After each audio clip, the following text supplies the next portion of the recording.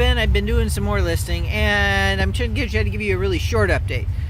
Basically, I listened to the whole McConnell thing, and it's the same guy who was on the government side on that one.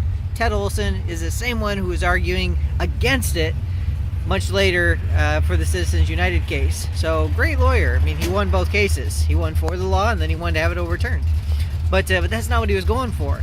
And in no way, going back even to McConnell, back to Buckley in 1976, further back when the Taft Act, back to when President Roosevelt, the first one, Teddy Roosevelt, had passed a law which said that they could start to do some kind of campaign finance reform or campaign finance controls.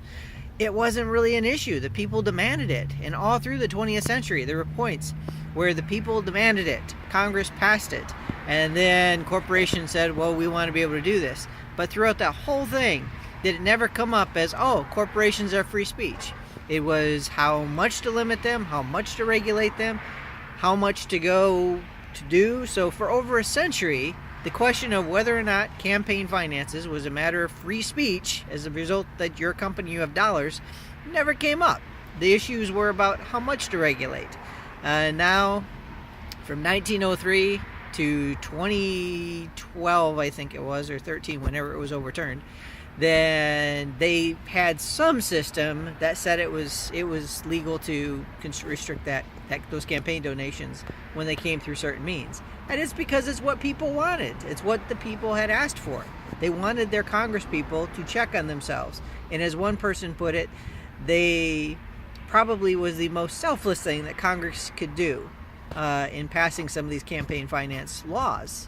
In fact, there's argument to be made that when it was first passed into law by George W. Bush in 2002, at least the latest BICRA version of it, that Congress expected it to be overturned, or at least the president expected it to be overturned, but they wanted to save face by showing the public that they were doing okay.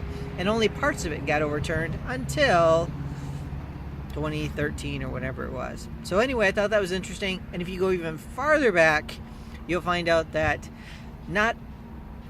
people didn't have to be legislated to give George Washington money.